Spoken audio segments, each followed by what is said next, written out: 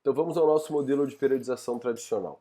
O modelo de periodização tradicional, muito possivelmente, é o modelo que vocês aprenderam lá na graduação de vocês, mesmo que na época vocês nem soubessem que ele tinha esse nome. Ele é tão tradicional, né? Ele é tão conhecido que muitas vezes a gente tem a ideia de que é o único modelo que existe. Como eu disse para vocês, existem diversos modelos. Eu vou passar pelas características do modelo e talvez vocês comecem a lembrar de coisas que vocês viram na faculdade e eu vou provocar vocês aí nesse sentido. Então aqui estão alguns dos pressupostos teóricos básicos dos modelos, ou do modelo, desculpa, de periodização tradicional. Dentro do modelo de periodização tradicional, a gente tem aquela ideia muito comum do treinamento, que é a ideia da supercompensação. Então a gente tem aquele conceito, aquela ideia no nosso imaginário, de que o atleta, de que o indivíduo, ele vai fazer alguns treinamentos, essas sessões de treinamento vão piorar momentaneamente uma condição de desempenho, e depois o atleta descansa e ele alcança um patamar superior ao que ele tinha no início do treinamento. Alguém nunca ouviu falar disso? Talvez a gente paute a maior parte dos nossos treinamentos, seja na natação, seja em qualquer esporte, seja na sala de musculação, baseado nessa ideia.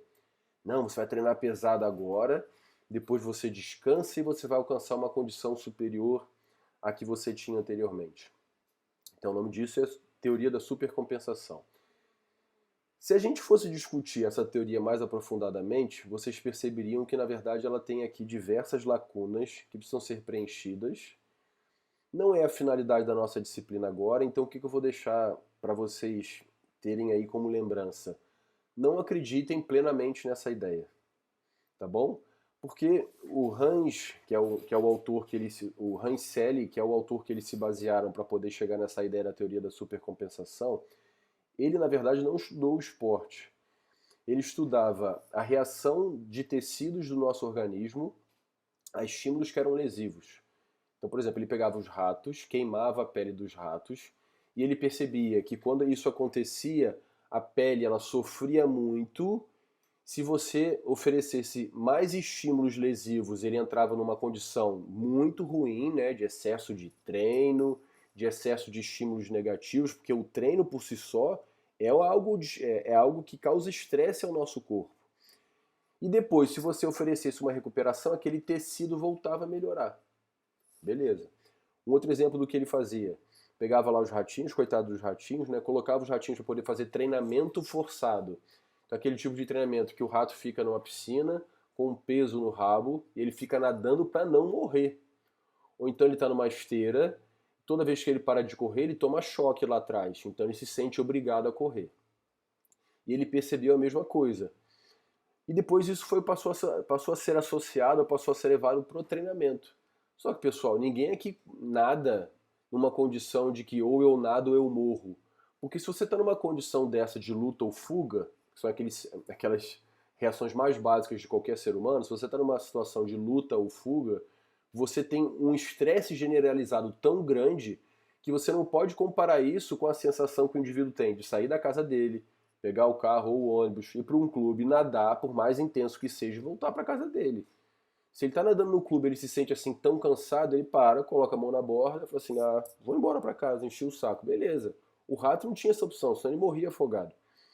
Então a ideia é a gente entender essa teoria da supercompensação com um pouquinho mais de cautela. Ela não é assim tão direto. Treina, descansa e você alcança um patamar superior. Até porque a gente recebe, ou a gente oferece quando está dando treino, diferentes tipos de estímulos físicos. Cada estímulo físico desse tem um tempo diferente para poder alcançar a recuperação. Cada tipo de estímulo físico desse tem uma reação emocional que é diferente. Então esse processo de recuperação ele é muito mais complexo. Beleza, mas existe isso no modelo de periodização tradicional. Um outro pressuposto teórico do modelo de periodização tradicional é esse que está na parte direita do lado de cima, que é a hierarquia dos ciclos de treinamento. Então a gente entende, eu vou adiantar aqui depois eu volto. A gente entende que no modelo de periodização tradicional, a gente sempre tem essas estruturas. Então tem um macrociclo, que é uma estrutura maior, que é dividida em diversos mesociclos, que é dividido em diferentes microciclos, que é diferente, que é dividido, desculpa, em diferentes sessões. Eu entendo que que o macrociclo ele é dividido em período de preparação, período de competição e de transição. E eu entendo que esses períodos são divididos em fases de preparação geral, preparação específica, pré-competitiva, competitiva e transição. Então a ordem é sempre essa. Existe uma hierarquia. Não faz sentido para o modelo de periodização tradicional você fazer a fase específica antes da fase geral. Não faz sentido pela linha de raciocínio de construção do modelo, isso seria incoerente. Ah, mas eu quero... Pessoal, não adianta o que você quer. Existe uma teoria do modelo e a teoria tem que ser respeitada. Às vezes eu ouço alguns treinadores falarem assim, eu li alguns modelos de periodização, não concordo com nenhum deles e fiz o meu modelo de periodização. Eu acho que as coisas não são tão simples assim. Se os modelos que existem na literatura, que são testados, que são criticados, que a gente aplica há diversos anos, existem aí certas dúvidas, imagina aquilo que você monta na sua cabeça do nada, sem testar. Então as coisas não são tão simples assim. Então existe essa hierarquia e ela tem que ser respeitada. Até certo ponto, isso poderia ser visto de maneira positiva, porque facilita o entendimento do ordenamento dos estímulos. Então eu sei que sempre tem que ter a fase geral antes da fase específica, porque a fase geral, vamos falar mais para frente, tem uma finalidade de servir de base para aquilo que é específico. Se você entende que seu atleta precisa de uma base geral maior, você aumenta a fase de preparação geral em relação à fase específica. Se você entende que ele já é um atleta mais avançado, que ele não precisa tanto dessa base geral, você reduz a fase de preparação geral e aumenta a fase específica. Mas as duas fases sempre têm que existir. Você não pode omitir a fase de preparação geral, por exemplo. Um outro pressuposto teórico é sobre os princípios do treinamento esportivo. E existem diversos princípios do treinamento esportivo, eu tenho certeza que vocês estudaram isso na graduação. Está no primeiro para a gente poder resgatar aqui. Ó. Então, o que é o princípio da sobrecarga? É aquela ideia de que você precisa criar, ao longo do macrociclo, ao longo do seu tempo de treinamento, uma sobrecarga de estímulo para que o indivíduo tente, né, continuar sempre melhorando. Então é essa sobrecarga na carga de treinamento que vai fazer com que o indivíduo melhore. Aí aqui eu teria que abrir diversos parênteses, desculpa. Então, o princípio traz essa ideia. E alguns livros de treinamento esportivo até trazem aquela proposta lá bem clássica de um cara segurando um animal pequeno, né, um bezerro, e aquele bezerro, à medida que ele está ficando cada vez mais pesado, o cara continua treinando com o bezerro até que ele se torna um boi, uma vaca, sei lá, um bicho maior, e ele vai ficando também mais forte porque o bicho foi ficando mais pesado. Então, essa maneira de você criar sobrecarga. Beleza. Só que se eu estou pensando na natação, por exemplo, vamos ver se você consegue me ajudar aí, Paloma. Como é que eu posso criar sobrecarga com os estímulos de natação? Ou quem mais souber aí? A carga de treinamento depende de 3 variáveis.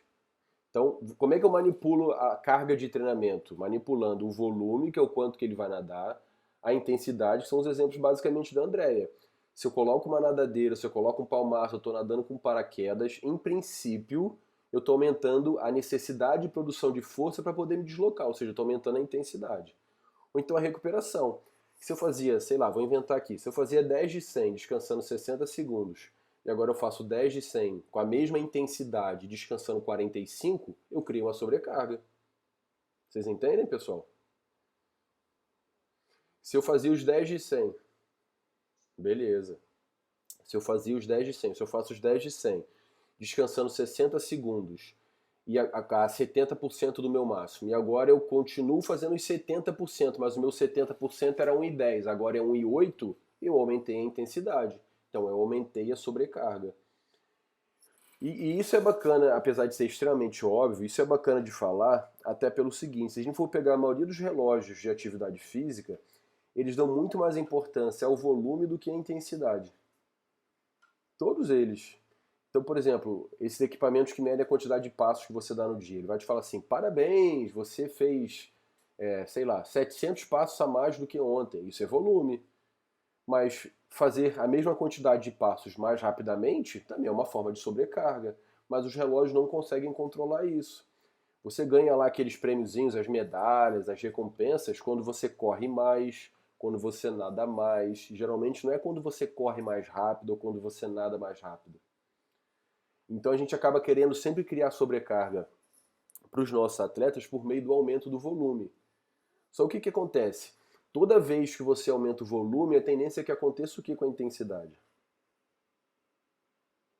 Diminua, por causa da interdependência volume-intensidade. Então você faz com que os seus atletas nadem cada vez mais, mas nadem cada vez menos intensos. E se a gente for pensar em competição, as competições exigem velocidade máxima, e não velocidades submáximas, como se estivesse nadando, passeando.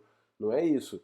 Então a gente precisa entender que durante uma fase da periodização, durante um momento, a gente precisa de mais volume e por causa disso a tendência é que a intensidade seja relativamente menor. Mas tem uma fase do treino que eu preciso dos estímulos mais intensos. Então eu tenho que obrigatoriamente diminuir o volume de treino. Porque se eu não diminuo o volume de treino, o cara não consegue fazer aquilo intenso. Isso para quem não trabalha com atletas, às vezes é complicado, quem trabalha em aula, quem trabalha com personal, porque ele vai pensar o seguinte: poxa, professor, em uma hora eu nadava 4 quilômetros, estou inventando aqui, né? Em uma hora eu nadava 4 quilômetros, agora em uma hora eu estou nadando 1,5 km. Pô, não tem? Eu estou piorando. Não, você está nadando 1,5 km, mas está muito mais intenso. Para que você nade intenso, você precisa fazer o estímulo e descansar mais. E você está fazendo no mesmo tempo um estímulo que é, na verdade, com uma sobrecarga maior. Só que agora a sobrecarga é por meio da intensidade, não por meio do volume. Legal? Então, para um cara que é não atleta, às vezes é difícil dele entender isso. Porque, como eu disse, a gente só associa o nadar melhor, ou nadar com mais intensidade, com mais sobrecarga, quando a gente aumenta o volume. E não faz sentido. Daqui a pouco o cara está nadando 100 km num dia. Isso não faz sentido nenhum. Então a gente precisa entender até em termos de periodização qual é aquele volume máximo ideal para o nível do seu atleta, para que depois, para aquele volume, você comece a nadar cada vez mais rápido, você comece a aumentar a intensidade. Essa é a ideia aí da sobrecarga. Vou abrir um parênteses aí rapidinho. Teve uma vez uma época da minha vida que eu cismei de correr. Imagina, um cara que só nadava, começa a correr, você perde para qualquer um que tá andando na rua. A velhinha com a bengala, tinha uma bola de pelo passando com vento, você perdia para ela, você não sabe correr, né? E quando eu comecei a correr 5 km, não é verdade, Sueli? Quando eu comecei a correr, eu pensava assim, poxa, 5 quilômetros, 10 quilômetros. Aí comecei a conversar com os corredores e falavam o seguinte, não, pô, nas competições de tiro, eu falei, mas o que é competição de tiro? Ah, 5 ou 10 quilômetros é tiro. Então, mesmo que 5 quilômetros para natação seja diferente, não é ainda uma prova pouco intensa. Vamos pegar a Ana Marcela fazendo os 10 quilômetros, as provas de 5 e 10. Se você quer, Paloma, que seu aluno só complete a prova, porque ele é um nadador amador, de rei e rainha do mar, ele pode só fazer os estímulos submáximos durante a periodização toda. Ele terminou a prova dele, ficou feliz, tirou foto, postou no Instagram, foi feliz para casa e tudo bem. Mas se ele quer chegar na frente, é isso que você falou. Ele vai ter que alcançar um patamar de volume para a distância que ele compete, para a característica dele, que seja base, para que depois ele reduza um pouco, mas esse um pouco depende da distância alvo e ele consiga fazer aquilo muito intenso. Isso ele não ganha, né? Individualidade biológica. Legal, também falei um pouquinho disso antes. Significa o seguinte, que nós somos biologicamente, não só biologicamente, né? Biologicamente, emocionalmente, cognitivamente, nós somos completamente diferentes. Então, por causa disso, eu tenho que montar um treino que seja adequado às minhas necessidades. Olha o caso que a Paloma falou anteriormente. Poxa, professor, se eu tenho um nadador que vai disputar provas de 5, 7,5 km ou 10, tudo bem, mas eu posso ter um cara que vai disputar a prova de 5, que nunca nadou 5. Eu posso ter um cara que vai disputar a prova de 5, que já treina há 10 anos. Eu posso ter um cara que vai disputar a prova de 5, que veio da piscina, que nadava 200 e 400. Olha como é que cada um deles, só de maneira básica, são completamente diferentes. As experiências anteriores são diferentes, o lidar com os estímulos longos são diferentes. Porque muitas vezes o problema de nadar uma distância longa é a monotonia do tipo de treino, que as pessoas enchem o saco. Então o cara precisa primeiro se adaptar emocionalmente a ficar o tempo inteiro com a cabeça dentro da água, nadar sem parar, ficar rodando, rodando, rodando, rodando. Mas a ideia é de entender que os indivíduos são diferentes, vão se adaptar de maneiras diferentes, em ritmos diferentes, em tempos diferentes, e tudo isso deveria ser levado em consideração. Aí se você tem uma periodização que é para todo mundo, alguém não vai ser atendido, porque as pessoas se adaptam diferente. Por exemplo, as pessoas que têm mais massa muscular, os velocistas na natação, a tendência é que eles precisem se recuperar mais do que os indivíduos que são fundistas, só pela quantidade de massa muscular. Isso é uma ideia geral. Significa que todo mundo é assim? Não. Você precisa conhecer o seu nadador, conhecer o seu atleta, para que você ofereça algo que seja necessário e específico para ele. Beleza, o próximo é especificidade. Então, a especificidade fala pra gente o seguinte, que as adaptações aos tipos de treino são completamente específicas e por causa disso, se você quer nadar, você precisaria treinar natação. Se você quer correr, você precisa treinar corrida. Se a gente pegar os livros mais antigos de treinamento esportivo, eram só essa a ideia que eles traziam pra gente. Só que a gente precisa entender o seguinte, pessoal. Dentro da natação, olha quantas distâncias competitivas existem e olha quantos nados tem. Então a gente tem 4 nados formais, algumas competições são em piscina, outras são fora de piscina. A maior distância competitiva na piscina é de 1.500, mas é para o nado crawl. Se a gente for pensar em águas abertas, ninguém vai nadar uma prova de, sei lá, 5 km de borboleta. Isso não faz sentido nenhum. Então a maior distância competitiva do nado borboleta já são 200 metros. Então a gente tem diferentes provas com diferentes exigências fisiológicas e diferentes exigências biomecânicas. Então, na verdade, o que é um estímulo específico? É um estímulo que estimula a necessidade fisiológica, emocional, biomecânica do evento competitivo. O fato de você estar nadando por si só não torna o estímulo específico. Se a gente for pegar, e tem isso aqui um pouquinho mais pra frente também, se eu for pegar uma prova de 50 metros nado livre e uma prova de 1.500 nado livre, a frequência gestual, a necessidade de produção de energia, o estresse mental das duas provas são completamente diferentes. Se você não treina na fase específica com essa alta frequência gestual que os 50 e o 100 livre exigem de você, você não está treinando o que é o específico, você está treinando o que é geral, mesmo estando na piscina. No mundo ideal, teríamos que ter uma periodização para cada atleta.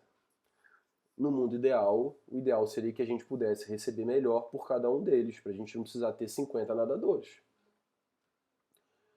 Não sei. Isso aí é um dilema, tá certo? Por isso que a tendência é que os atletas de melhor desempenho, no final das contas, eles passem a treinar em grupos menores ou eles têm um treinador só para eles.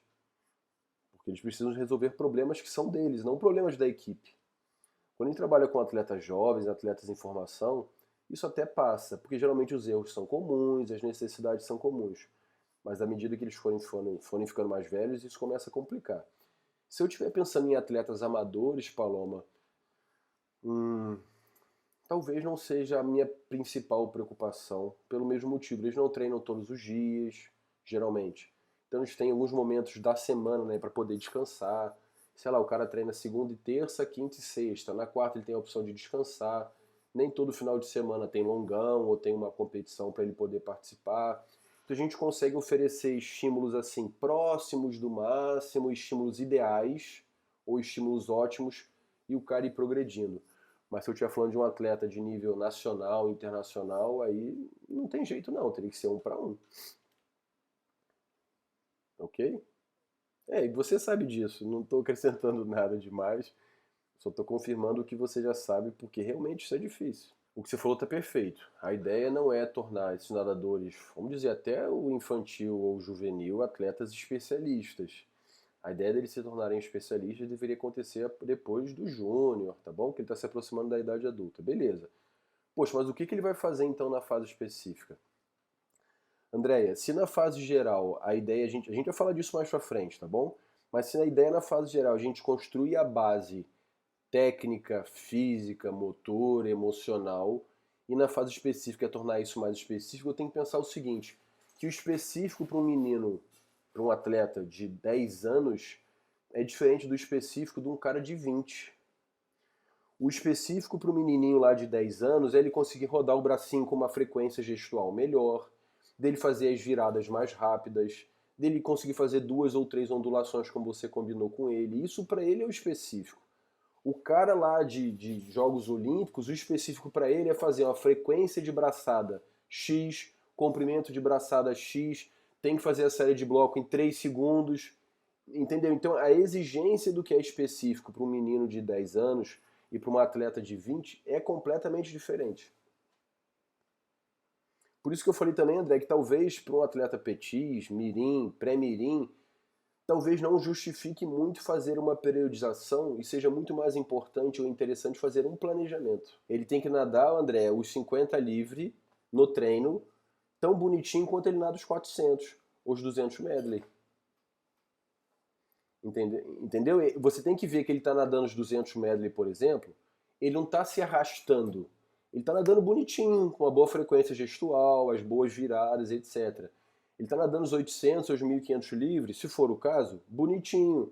E a criança entende que nadar os 50 livre é diferente de nadar os 1500. A frequência gestual, o comprimento da braçada são diferentes, porque são distâncias diferentes. Então a criança ela é generalista, mas ela entende nadar cada prova. Eu acho que você tem que continuar pensando do jeito que você pensa. Você entendeu o seguinte, que cada categoria tem um objetivo. Se eu trabalho com categorias de formação, eu tenho que formar o meu atleta. Não adianta ele ser campeão estadual ou regional do petis e quando ele estiver no infantil ele abandonar a natação. É o que mais acontece. Então, quando eu estiver falando, por isso que eu falei com você anteriormente, se a gente for pensar até o juvenil, a gente está falando de formação do indivíduo. Aí o que você tem que pensar, Andréia? O que é geral e específico para o menino do mirim e o que é geral e específico para um cara que já está no juvenil? O que é geral e específico para uma menina que tem 10 anos, para uma menina que tem 12, para uma menina que tem 14? Porque à medida que ela progride na natação, uma maneira da gente criar sobrecarga, que é o princípio da sobrecarga, é a gente tornar os estímulos cada vez mais específicos. Mas se você já faz isso quando ela tem 10 anos, quando ela chega com 14, ela já não tem mais o que fazer. Então existem vários princípios do treinamento esportivo, a gente precisa conhecer esses princípios. Como a Paloma falou antes, né? Poxa, professor, se eu tenho atletas amadores assim, assim, assado, e eu faço desse jeito, eu já deixo de respeitar 3 princípios do treinamento esportivo. Sim. E se você não está respeitando esses princípios, que são como se fossem as normas de condução do treinamento, você precisa entender que você está fazendo alguma coisa errada, tá bom? E a última parte aí em termos de pressupostos teóricos diz respeito à variação do ciclo anual. Como eu disse para vocês, nas propostas iniciais do modelo de periodização tradicional, eles defendiam a existência de no máximo 2 picos. E depois começaram a perceber que, competir 1 ou 2 vezes por ano dentro das condições mais recentes do esporte é pouco. A gente pode dividir esse ciclo que era mais anual em ciclos semestrais, ciclos quadrimestrais, para que o atleta treine 3, 4 meses e participe de uma competição. E se você perceber que dependendo da distância da competição mais importante, ele precisa de mais tempo, você pode fazer essas combinações. Um macrociclo de 10 meses, um macrociclo de 6, um macrociclo com 4 meses, e você vai brincando com isso a partir da necessidade de cada momento.